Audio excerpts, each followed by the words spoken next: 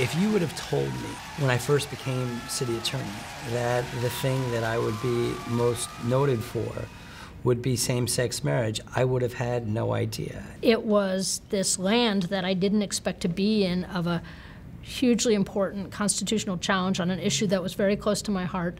When they see a goal, and the goal in this case was to win the right to marry for same-sex couples in California, they are unstoppable.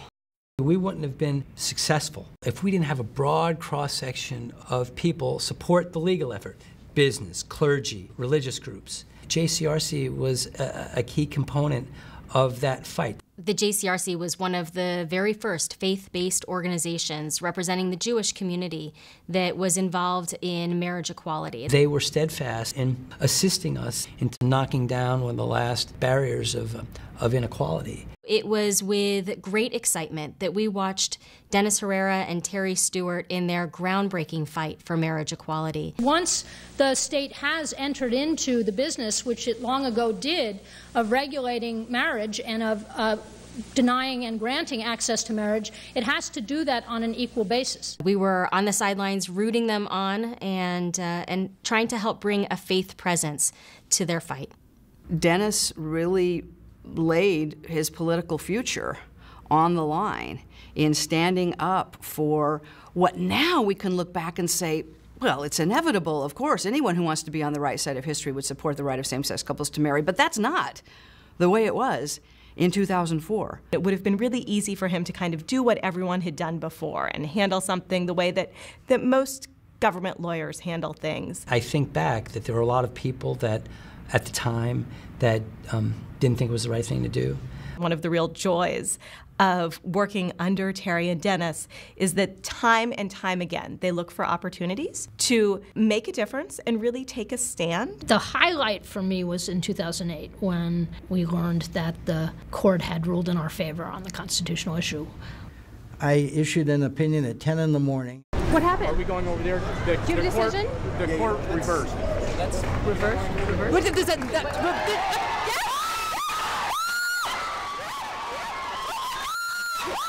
45 minutes later, my daughter called me she was going to school at Cornell. I may cry. And told me she was being stopped on campus. And saying, gee, San Francisco, look what happened. I mean, it was amazing. I mean, the world was on top of all of this for what was done in San Francisco. And Dennis and Teresa Stewart were right there.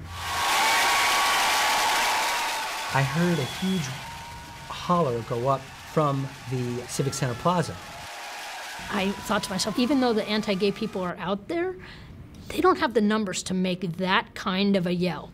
I think we won. It was impossible for me to not get emotional.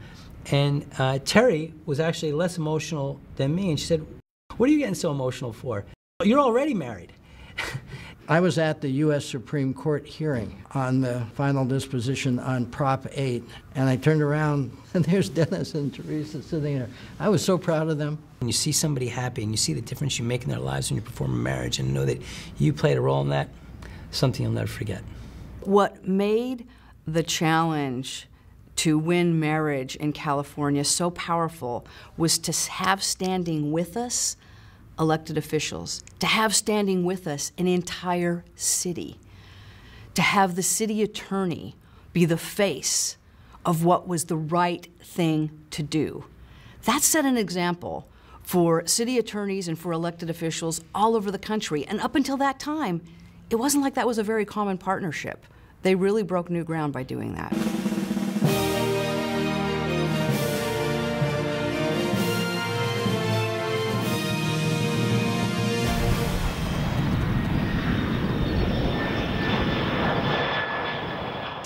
For decades, JCRC has been bringing elected officials, civic and faith leaders to Israel on in-depth political study tours. Dennis came with us in 2004, and Terry came with us in 2009.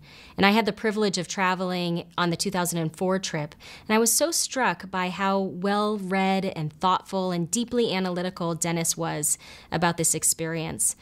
But I was probably the most moved when I saw how deeply touched he was by this experience of understanding firsthand the meaning and the importance and gravity of Israel to the Jewish people.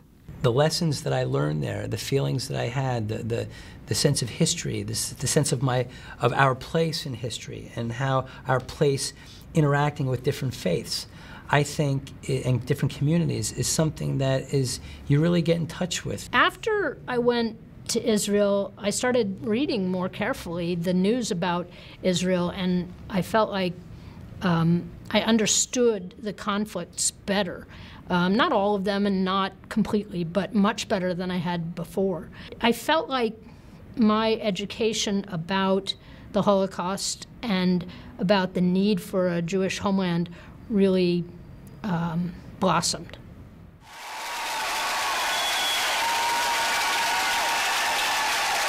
When JCRC learned that there was a proposed ballot measure which would have criminalized circumcision in San Francisco, we leaped into action. We filed a lawsuit to have this measure removed from the ballot, and we also initiated a full political campaign to educate voters about this outrageous attack on parental choice and religious freedom. But it was really the full weight of the office of the city attorney in filing a brief in support of our lawsuit that was just incredibly crucial to our success. As some may recall, I ran for mayor in 2011, and for political reasons, we had made an office-wide decision that I would recuse myself from taking positions in any ballot measures. Terry Stewart was instrumental in deciding that this was an issue that we needed to weigh in on, and that even though government law offices usually stand by and stand aside in these sorts of cases, this was a measure that would unfairly target a religious practice, and we had an obligation to chime in.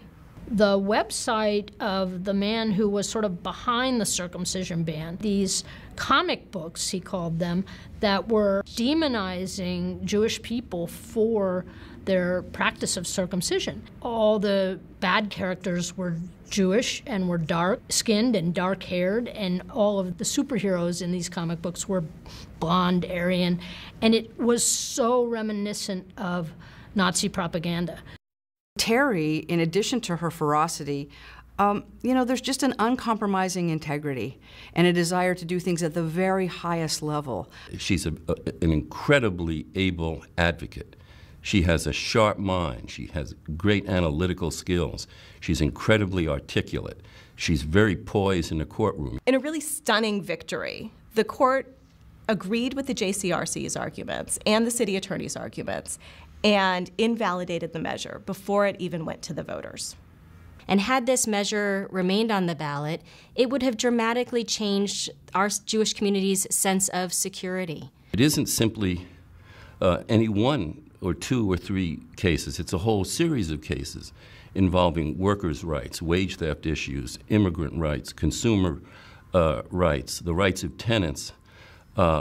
These are the kinds of things that they really are interested in, the causes they're interested in advancing. They're looking at issues that I don't think most city attorneys or county council are really looking at.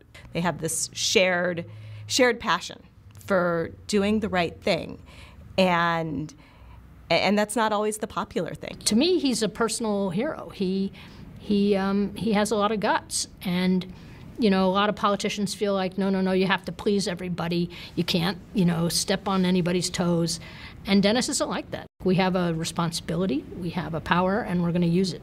I can't imagine going through these 12 years in this office on all the issues that I've worked with anybody else, because her values are my values. I know where her heart is. I know what an incredible mind she has, and I know what a great person she is. I've been the lucky one to have her alongside me over the course of the last 12 years. There is no public law office in Northern California, and probably this state, and maybe the nation, that is the match of the city attorney's office in this city.